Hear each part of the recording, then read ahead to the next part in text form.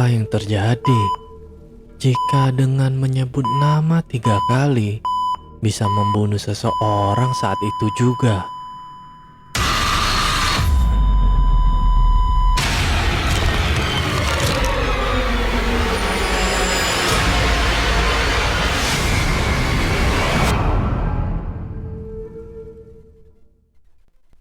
Halo para pecinta kisah horor di luar sana.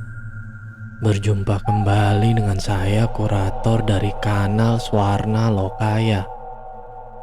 Kali ini kita akan membacakan kisah dari akun Twitter @leliroshida yang berjudul Lidah Kematian Seruni. Untuk para pendengar yang mau membaca kisah ini secara langsung, saya juga menampilkan link pada kolom deskripsi. Dan silakan follow akun penulis. Sebelum kita masuk ke dalam ceritanya, saya mohon dukungan dari para pendengar untuk klik subscribe, like, and share. Dan jangan lupa aktifkan lonceng notifikasinya agar para pendengar tidak ketinggalan kisah-kisah terbaru dari Swarna Lokaya. Untuk para pendengar yang sudah memberikan dukungan, saya ucapkan banyak terima kasih. Dan semoga Tuhan juga melancarkan setiap usaha dari para pendengar. Mari kita mulai tenggelam dalam kisah ini. Kisah dimulai. Gadis dengan kuncir kuda berkacamata duduk tertunduk dilingkari 5 gadis lainnya. Sesekali badannya didorong ke kiri, kanan, dan belakang. Satu orang gadis dengan rambut pirang meneriakinya, menuding dan berucap kasar. Namun ia masih bergeming, tak melakukan perlawanan apapun. Pasrah, hanya membetulkan kacamatanya yang sebentar-sebentar melorot. Sebab guncangan kasar dari tangan-tangan 5 remaja jahil itu. Tak hanya sekali, bahkan hampir setiap hari ia mendapatkan perundungan seperti itu. Sejak ia menginjakan kaki di sekolah barunya. Alika namanya. Gadis polos dengan kelemahan minder luar biasa. Sebab ketidakpercayaan dirinya itu, kawan-kawannya menggunakan kesempatan untuk selalu membuli. Padahal ia gadis yang cukup cerdas. Ia bisa saja balik mengerjai mereka dengan kepintaran yang dimiliki. Namun mentalnya tak cukup kuat untuk melakukannya. Kalau kamu berani lagi membantah perintahku, hukumanmu bakalan lebih berat. Gadis pirang itu kembali berteriak. Kali ini tepat di wajah Alika yang masih menunduk. Alika hanya memejamkan mata sembari sedikit memundurkan tubuhnya. Seorang gadis lain dengan nemtek Agni menarik bahu si pirang. Sudahlah Syah, ayo kita pulang. Alika bakal kapok jika tak lagi nurut sama kita. Marsha membuang napas kasar, memandang keempat kawannya. Dengan sekali anggukan, keempatnya melangkah pergi mengikuti Marsha. Ekor mata Alika hanya melirik kepergian 5 teman sekelasnya itu, memastikan jika mereka benar-benar telah pergi.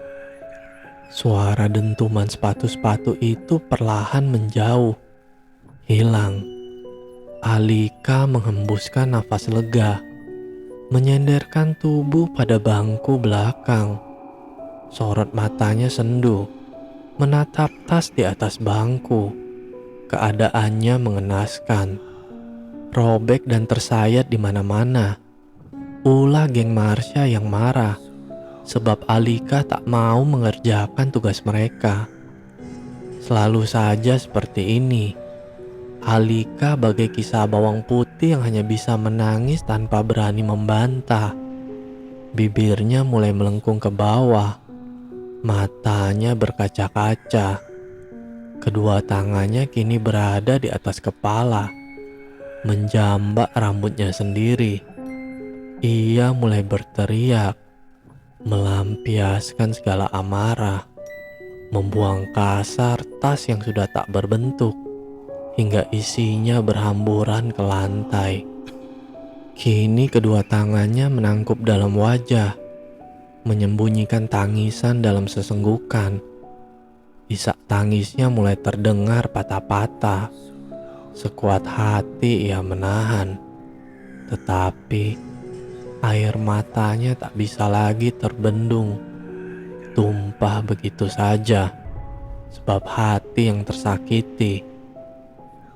Sebuah tangan menyentuh bahunya. Ia terlonjak kaget dan membuka tangan cepat, menoleh ke pemilik sentuhan. Tangisnya terhenti begitu saja ketika menatap sesosok gadis asing berdiri di sampingnya. "Hai," ucapnya. Alika mulai menyusuri pandang, menatap perawakan sosok itu dari atas ke bawah. Gadis itu berseragam SMA seperti dirinya. Rambutnya panjang sepunggung dengan baju yang sedikit kebesaran. Mirip seragam yang dipakai ibunya dalam bingkai foto di kamar sang ibu. Gaya khas gadis pada masanya. Alika mulai melihat nemtek di dada gadis itu. Seruni, nama itu yang tertera di sana. Hai juga," terbata ia menjawab, secepatnya mengusap buliran bening yang membasahi pipi, berusaha tersenyum. "Boleh aku duduk?" Pintanya lembut. Ia hanya mengangguk, membiarkan gadis itu menempatkan diri di sampingnya. Mata Alika tak beranjak sedikit pun dari sosok yang dirasa begitu misterius. Seruni terlihat seperti gadis 90-an. Dandanan rambutnya, gaya pakaiannya, bahkan nama dan wajahnya sungguh mirip dengan gambar-gambar yang ia lihat pada album foto milik ibunya. "Apa kamu murid di sekolah ini juga?" Pertanyaan ini muncul begitu saja pada bibir Alika. Ia terlihat semakin penasaran. Seruni mengangguk dengan mengulas senyum simpul. "Aku tahu, kamu sedih karena perlakuan dari teman-temanmu.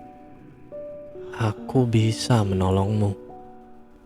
Tangan Seruni meraih jemari Alika, menggenggamnya lembut.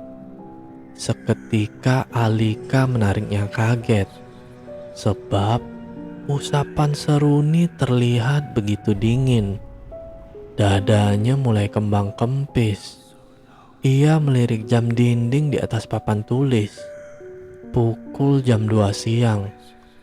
Tergopoh ia berdiri, melangkah dan membereskan alat sekolahnya yang berceceran.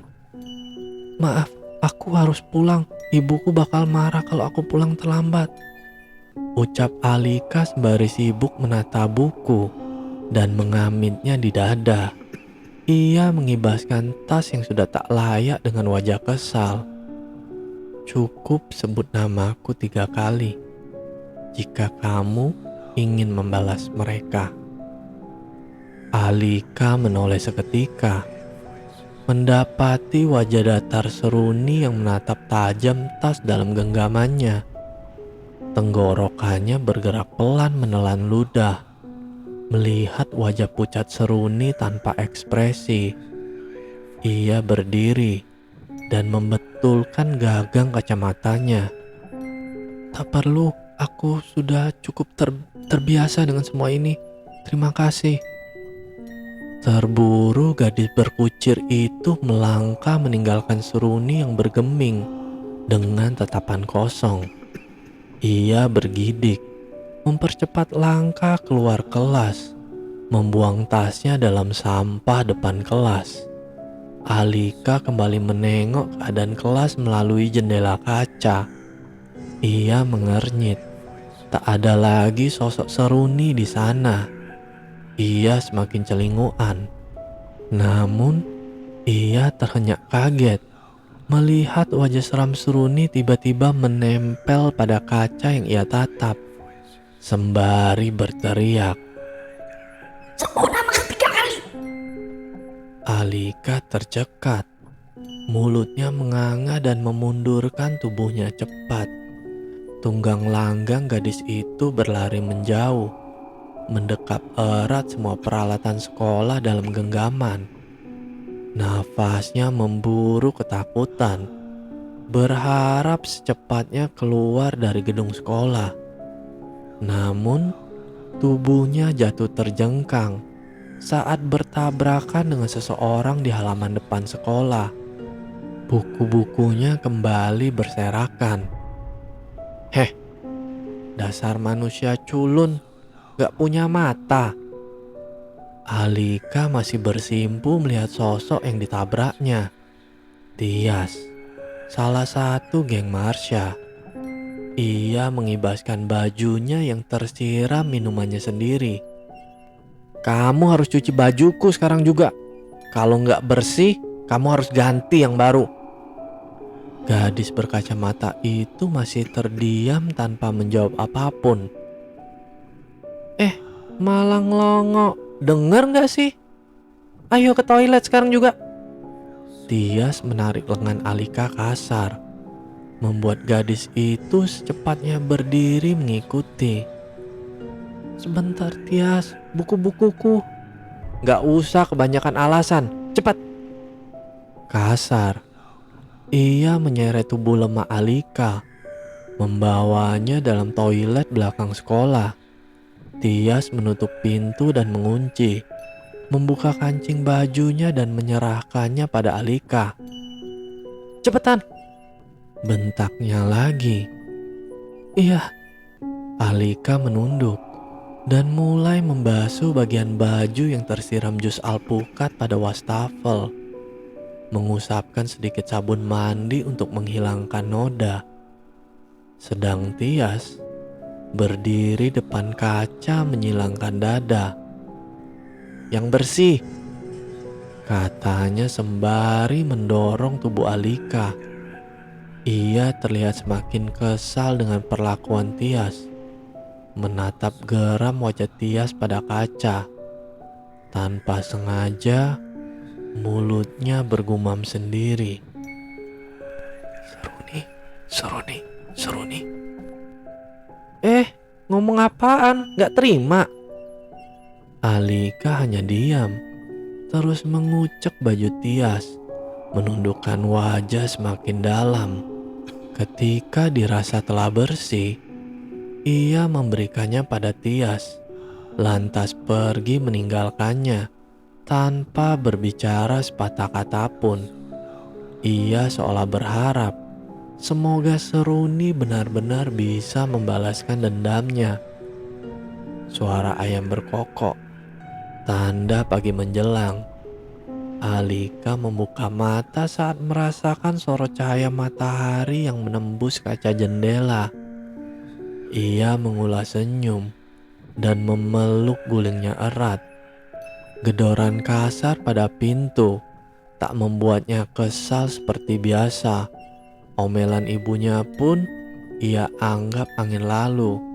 Perlahan ia bangkit dari tidurnya, menggeliat ke kanan dan ke kiri, menggeretakkan tulang-tulang tubuhnya. Ia menatap wajahnya pada pantulan cermin lemari di depannya. Dahinya mengernyit, tersenyum sendiri. Celoteh sang ibu membuatnya beranjak dari kasur dan mempersiapkan diri menuju sekolah. Tanpa bantah ia bergegas. Seperti biasa, karena jarak sekolah tak cukup jauh, ia berjalan kaki sendiri, melewati ganggang sempit dan kos-kosan kumuh untuk menyingkat jarak. Neng cantik, sendirian aja nih. Boleh abang temenin gak?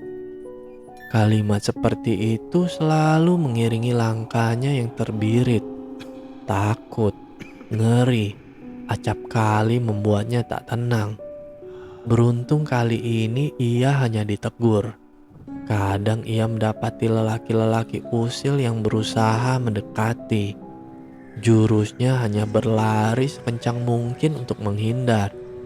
Sampai di depan gerbang sekolah, gemuruh siswa dan orang-orang membuatnya penasaran. Ia mendesak masuk di antara kerumunan manusia yang celingukan seperti dirinya. Dilihatnya beberapa mobil polisi dan ambulans dalam halaman sekolah. Tak ada yang boleh masuk dalam kelas. Halaman sekolah kini serupa lautan manusia linglung tanpa penjelasan. Semua siswa bertanya-tanya, apa yang sebenarnya terjadi? Dilihatnya Marsha and the gang di pojok gedung. Mereka saling peluk menangis terseduh. Bibirnya mulai bergumam menghitung. 1, 2, 3, 4. Di mana si Tias? Ia terlonjak kaget ketika mendapati petugas berseragam putih menarik berangkar dari belakang gedung. Di atasnya, tubuh Tias terbaring dengan keadaan pucat membeku. Alika membungkam mulut, menggelengkan kepala tak percaya. Suara jeritan Marsha dan kawan-kawannya kini menjadi tontonan tunggal seluruh siswa. Wajah semua orang terlihat sendu, antara ngeri dan haru. Sekali lagi ia bergumam sendiri. Kaukah itu, Seruni? Alika berjalan terhuyung pada satu bangku depan kelas. Perlahan duduk dan menjenderkan tubuh di tembok. Raut wajahnya masih saja bingung. Benarkah apa yang terjadi dengan Tias akibat lidahnya yang sembarangan menyebut Seruni? Ia seakan merasa ini terlalu berlebihan. Gadis itu terus melamun dengan tatapan kosong, seolah menyesali perbuatannya. Suara pada speaker sekolah mengagetkannya. Sebuah pengumuman bahwa hari ini sekolah diliburkan. Dalam sekejap, gerombolan siswa pada halaman sekolah kini telah menyusut pergi, meninggalkannya sendiri menatap gerakan petugas polisi, rumah sakit, serta guru-guru yang bercakap pada ketiga sahabat Tias, seperti mengulas keterangan tentang kejadian hari ini. Dilihatnya Marsha dan 3 gadis itu tengah diinterogasi polisi. Gerakan tubuhnya kini semakin tak tenang, seolah takut jika ia akan dihujani pertanyaan seperti mereka. Ia mulai berdiri cepat, melangkah pergi berharap lari dari kenyataan. Namun, sebuah suara menghentikannya. Ia tercekat, tak berani memalingkan wajah. Alika, kemari sebentar. Ia memejamkan mata mendengar suara Pak Haris, sang wali kelas. Perlahan ia memutar badan, mendapati Pak Haris dan Ibu Kantin bersama 2 orang polisi di belakangnya. Iya Pak. Tangannya gelisah, memilin-milin tali di tasnya. Benar sekali Pak, dia yang kuliah terakhir kali bersama Tias. Suara Ibu Kantin membuatnya melongo. Mari ikut kami.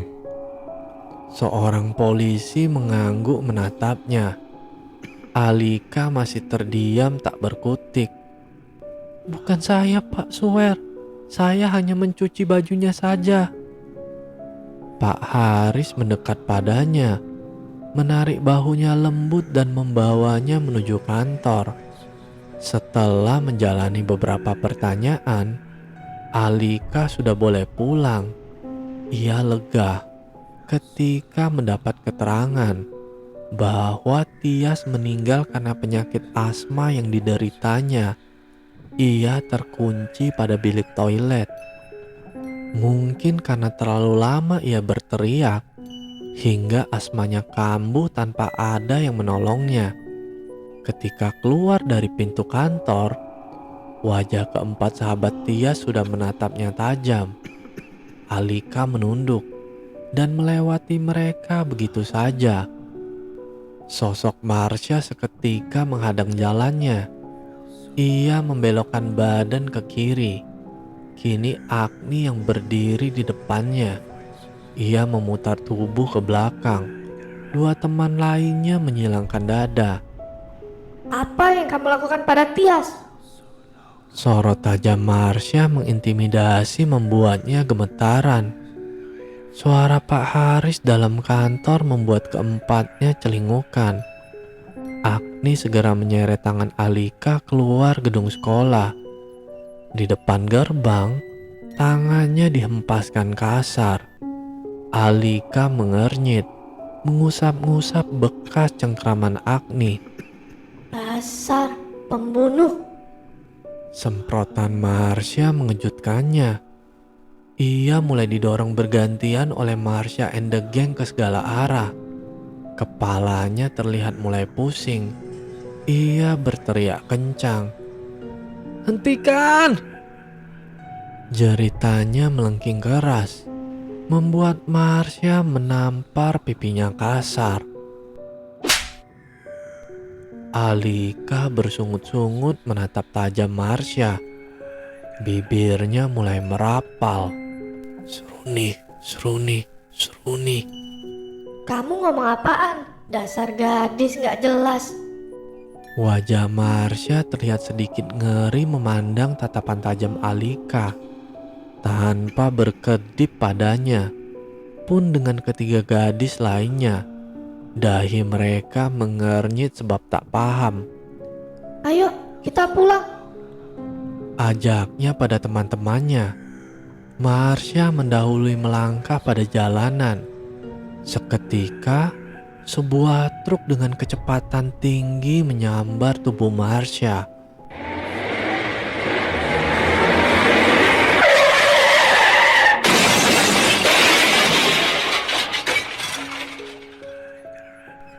Ketiga wajah sahabat Marsha melongok tanpa bersuara.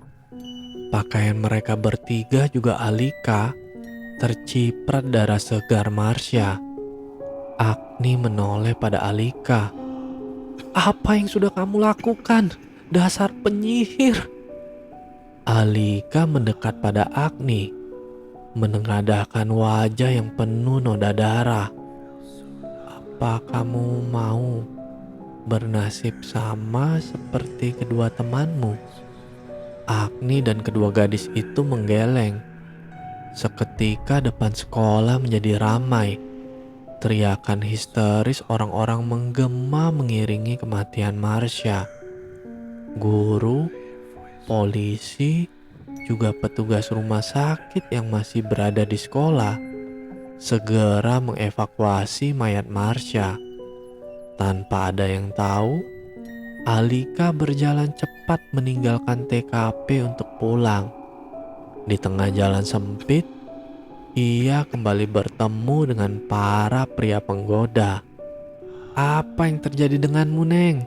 Sini abang bantuin bersihin." Seorang pria penuh tato menarik lengannya. Tajam mata Alika menatap pria itu lalu berucap, "Seruni, seruni, seruni." Pria yang lain keheranan melihat Alika. Sedang lelaki di depannya tertawa geli. Gadis SMA itu mengibaskan tangan si lelaki. Tiba-tiba, seekor anjing berlari kencang menghujani pria bertato dengan gigitan dan cakaran. Pria lainnya mencoba membantu, tapi tak ada yang bisa melawan keganasan anjing gila tersebut. Alika menyilangkan dada melihat pemandangan mengerikan itu. Pria itu kini bergidik ngeri melihat Alika. Ia mulai berjalan pelan meninggalkan para pria yang sibuk menolong kawannya. Hingga ketika beberapa meter, ia mendengar suara salah satu pria. "Gun, jangan tinggalkan kami, Gun." Alika menyungging. Di depan teras rumah, Ibu Alika sedang mengupas bawang, memandang tubuh anaknya yang penuh bercak merah. Ia menggeleng dan berkaca pinggang. "Habis ngapain? Ngebunuh orang?" Alika mengangguk. Ibunya mendelik tajam. "Gimana caranya kamu bunuh orang?" tanya sang ibu. "Seruni, seruni, seruni," jawabnya polos tanpa bersalah.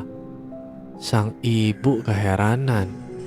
Alika berjalan masuk dengan gontai. Baru saja ia membuka sebelah sepatunya, ia terkaget mendengar suara terjatuh dan teriakan tertahan sang ibu. Alika membalikkan badan seketika. Ia membungkam mulut menemukan ibunya jatuh telungkup dengan pisau yang menancap pada dadanya. "Ibu, Bu!" Alika membalik tubuh gempal ibunya dan menangis jejeritan. Menarik pisau perlahan, semburan darah seketika mengucur deras. Ia semakin jejeritan mendapati jantung sang ibu tak lagi berdetak. Matanya terbuka dengan mulut menganga. "Ini semua gara-gara kamu, Seruni. Tidak, ini dan namamu adalah pembunuh." Ia terus terisak memangku kepala ibunya, hingga matanya kini menatap pisau dalam genggamannya. Ia menjulurkan lidah, mengacungkan pisau dan menyabet kasar lidahnya sendiri. Kucuran darah kental menderas dari bibirnya. Beberapa tetangga mulai berdatangan dan saling teriak, mulai menolong Alika dan ibunya. Ia tak pernah tahu jika Seruni adalah gadis korban perundungan 20 tahun lalu yang bunuh diri di sekolahnya sebab tak kuat setiap hari mendapatkan bulian. Alika masih tetap hidup hingga kini, hanya saja tanpa lidah. Tamat. Halo para pendengar, jika suka dengan cerita ini, boleh tinggalkan komentar di kolom komentar ya. Dan bagi para pendengar yang mau kisahnya dibawakan, silakan kirimkan ceritanya ke email swarna.lokaya@gmail.com. Baiklah, cukup sekian kisah horor kali ini. Semoga para pendengar beserta keluarga sehat selalu. Dan sampai bertemu lagi dengan kisah horor berikutnya. Tentu saja di kanal Swarna Lokaya. Bye.